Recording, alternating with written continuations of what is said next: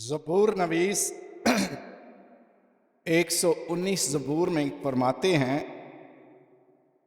میری آنکھوں سے پانی کی ندیاں بہیں کیونکہ انہوں نے تیری شریعت پر عمل نہیں کیا۔ باپ اور بیٹے اور روح القدس کے نام سے۔ میرے عزیز بھائیوں اور بہنوں،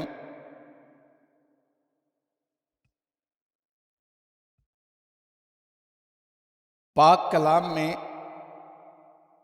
واضح طور پر دو ایسے مقام ہیں جہاں پر یسوع مسیح کی آنکھوں سے آنسو بہے، وہ رونے لگے۔ دو مقام بڑے وضاحت کے ساتھ۔ ایک مقام وہ جس کا ذکر آج ہم کر رہے ہیں یا جس کی تلاوت آج کی گئی ہے کہ یسوع مسیح جب ایک شاہانہ انداز سے یروشلم شہر میں داخل ہو رہے ہیں، بھیڑ ان کے ساتھ ہوشنا ہوشنا کے نعرے بھی لگاتی ہے، مبارک بھی کہتی ہے، اپنا بادشاہ بھی تسلیم کرتی ہے، اور بڑے جوش و خروش کے ساتھ وہ یروشلم کی طرف جا رہے ہیں۔ لیکن وہاں پہنچ کر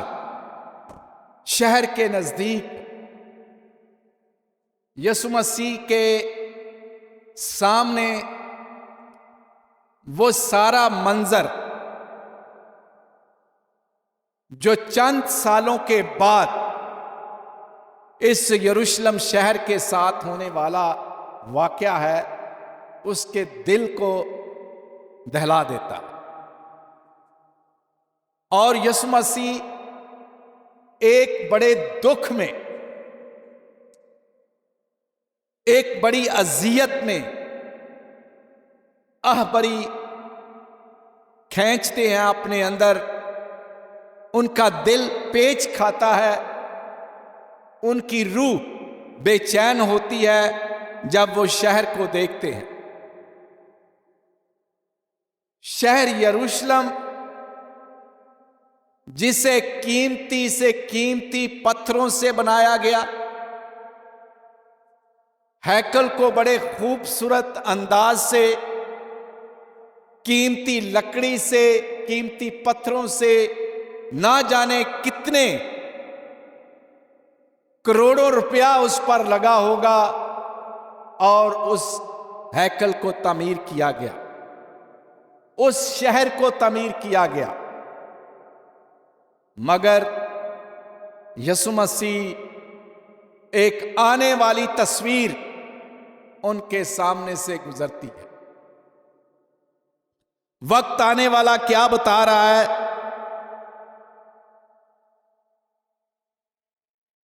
کہ شہر بڑا خوبصورت ہے، شہر بڑا خوبصورت، عالی شان منزلیں ہیں، عمارتیں ہیں، لوگ حشاش بشاش زندگی گزار رہے ہیں۔ لیکن یسوع مسیح اس شہر کو دیکھ کر ایک دم ان کی آنکھوں میں آنسو بہنے شروع۔ کیوں؟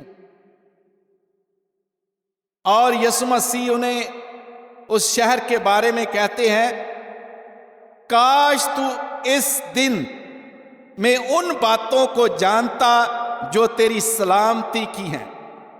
مگر اب وہ تیری آنکھوں سے چھپی ہوئی۔ تو نے یہ نہیں پہچانا کہ خدا کا رحم، خدا کا فضل، خدا کی شفقت اس شہر کے ساتھ کتنی زیادہ تھی،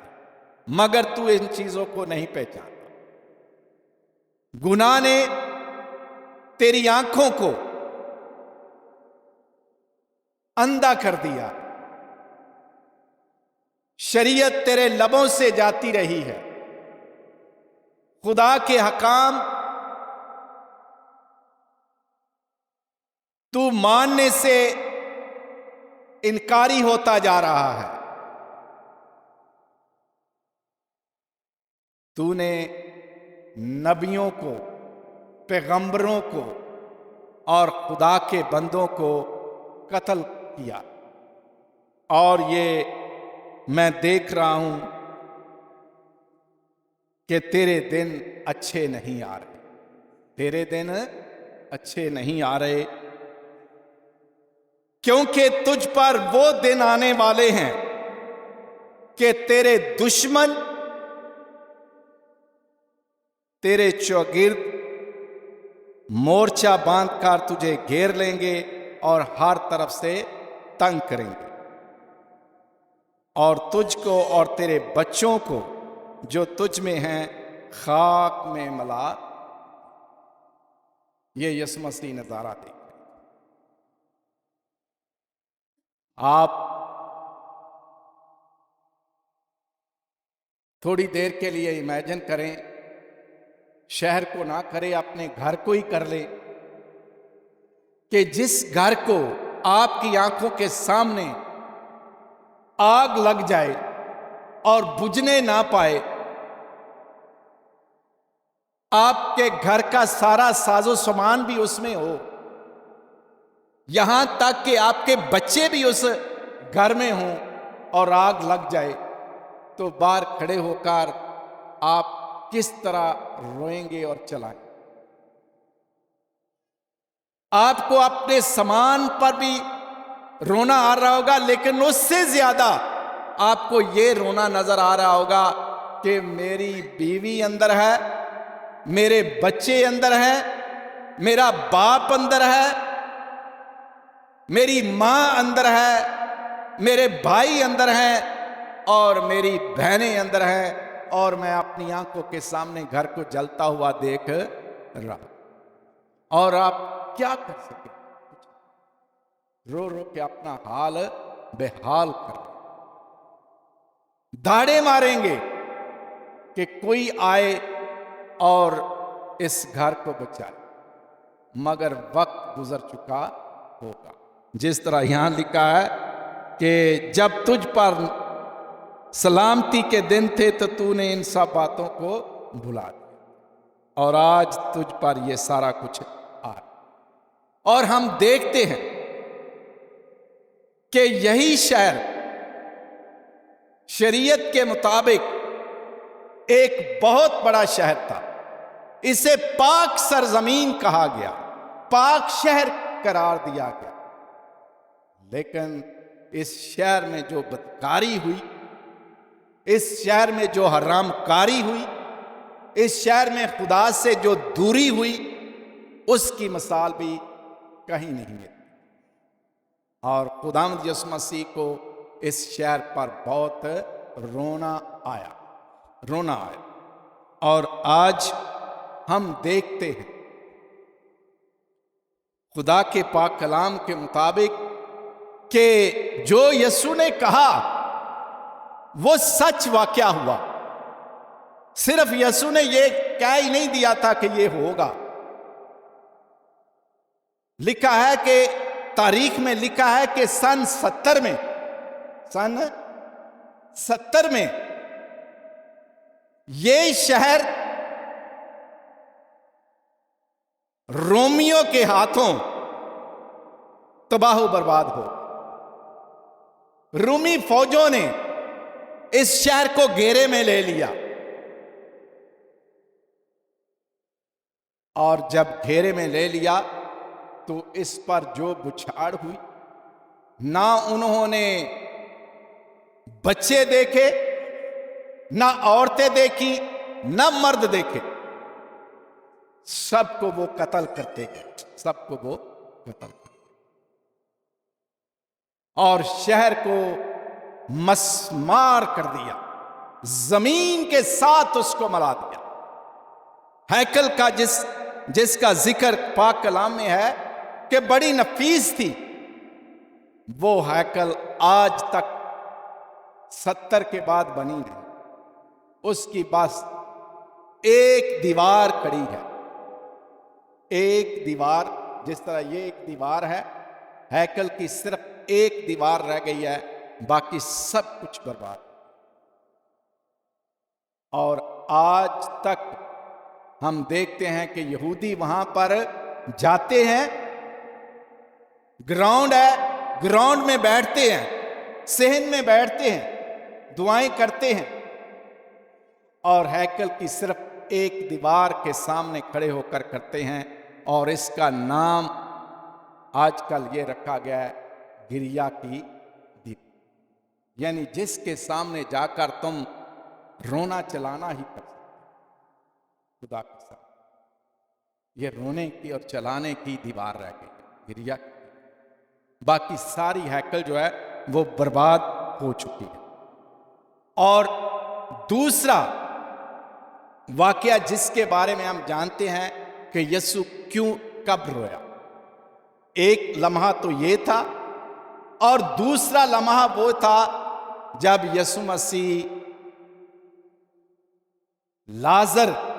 की मौत पर जाते हैं तो उनकी बहनों से मिलते हैं, उनकी बहनों से मिलते हैं, लोगों को रोता चिल्लाता देखते हैं, गम में देखते हैं। तो यीशु बहनों के, मरियम के और मार्था के आंसुओं को देख नहीं सकता, तो चूंकि वो लाजर से भी, मरियम से भी और मार्था से भी बहुत प्यार करता था, इस घराने से पूरा प्यार करता था, और उसके मौत पर उसके आंखों से भी आंसू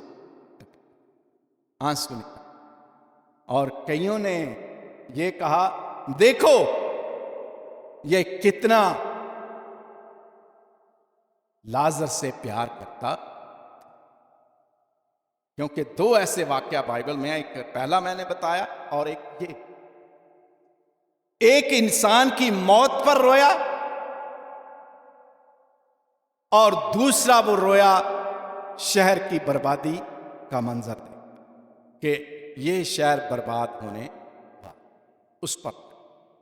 और आज हम थोड़ी देर के लिए इस बात को अपने सामने रखें कि रोना ऐसे ही नहीं आ जाता, रोने के पीछे गहरा सदमा भी होता, जज्बात भी होते हैं, इमोशंस जो है वो मूव करते हैं, तो फिर बंदा रोता। आंखों से ऐसे ही आंसू नहीं बहते। कई लोग कहते हैं खुशी के आंसू होते हैं, और कई कहते हैं गम के आंसू होते हैं। खुशी के आंसू में फर्क है और गम के आंसुओं में भी फर्क। खुशी के आंसुओं में उदासी नहीं होती, घबराहट नहीं होती, मायूसी और नाउमीदी नहीं होती, परेशानी नहीं होती। जबकि दुख के आंसू जो होते हैं वो एक तड़प सी अंदर पैदा करते हैं, जो मन को भी और जहन को भी चीर कर रख देते, बंदे को तोड़ कर।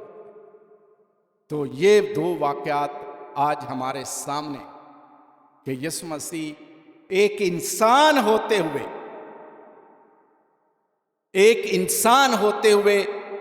किस कदर इंसानी जज्बे से भरे हुए थे कि उनका दिल भी रोया, उनकी आंखें भी रोईं जब उन्होंने यरूशलेम को जो तबाह होने के करीब था उसको देखा। तो आज हम थोड़ी देर के लिए अपने आप को खुदा के हुजूर पेश करें और इस बात पर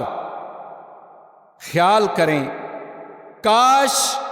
तू इसी दिन में उन बातों को जानता जो तेरी सलामती की हैं। अगर आज हम पर सलामती है, अगर आज हम खुशहाल हैं, मेरी बात समझना, آج اگر آپ خوشحال ہیں، سلامت ہیں، آپ کے گھروں میں کوئی پریشانی اور کوئی تکلیف نہیں ہے، تو ان لمحات، ان خوشحالی کے لمحات اور خوشحالی کے گھنٹوں میں اور گھڑیوں میں اپنے خدا کو اور اس کے حکام کو مت بھول جائیں، کیونکہ جب ہم خوشی میں خدا کو بھول جاتے ہیں اور ایسے ایسے کام کر دیتے ہیں، ایسی ایسی بات کر دیتے ہیں جس سے خدا ناراض ہو جاتا، اور پھر ہم پر بھی وہ دن نہیں رہتے جو سلامتی کے دن ہوتے۔ اس لیے ہر وقت اپنے سامنے اس بات کو رکھو کہ خوشی کے دنوں میں بھی، سلامتی کے دنوں میں بھی اپنے آپ کو پرکھیں، ہم اپنے سامنے رکھیں کہ اگر مجھ پر یہ خوشی کے دن ہے، خوشحالی کے دن ہے، سلامتی کے دن ہے، خدا کے فضل کے دن ہے، تو میں کہیں غرور اور تکبر میں نہ آ جاؤں، کیونکہ غرور اور تکبر جو ہے وہ ساری بربادیوں کی ابتدا ہے۔ جب انسان کے دل میں غرور اور تکبر آ جاتا ہے تو اس کے بعد اس کی منزل اوپر کی طرف نہیں جاتی، بلکہ اس کی منزل نیچے کی طرف آنا شروع ہو جاتی۔ تو آئیں آج ہم بھی اپنے آنسوؤں کو دیکھیں، اپنی زندگی پر روئیں، اپنی زندگی پر پچھتائیں کہ اگر میں نے اپنی خوشحالی کے وقت خدا کو بلا دیا، اگر خوشحالی کے وقت میں نے خدا کے حکموں کو بلا دیا، خدا کی شریعت کو بلا دیا، اپنے ماں باپ کی عزت کو بلا دیا، اپنے بہن بھائیوں کی عزت کو بلا دیا، ان کے رشتوں اور تعلق کو بلا دیا، اپنی اولاد کے لیے میں ایک اس تعلق کو برباد کر رہا ہوں، تو آج موقع ہے ان باتوں پر سوچنے کے لیے کہ اچھائی کے بعد اگر خدا نے اچھے دن دیے ہیں تو ان کو برقرار رکھیں، ان کو ضائع نہ کریں، بلکہ خدا کا نام اپنی زندگی میں قائم رکھیں۔ اور خدا اسی بات سے خوش ہے، خدا اسی بات سے خوش ہے کہ آپ اپنے اندر سے تکبر کو ختم کریں، غرور کو ختم کریں، اور اپنی زندگی میں اچھائیاں لانے کی کوشش کریں، اور اچھے دنوں کو یاد کریں اور انہیں قائم رکھتے جائیں، اور خدا کے کلام کو اور خدا کی باتوں کو اور اس کے حکموں پر عمل کرتے جائیں، اور اپنی زندگی کو اس کے مطابق گزارنے کی کوشش کرتے جائیں۔ خدا مجھے اور آپ سب کو برکت دے، باپ اور بیٹے اور روح القدس کے نام سے۔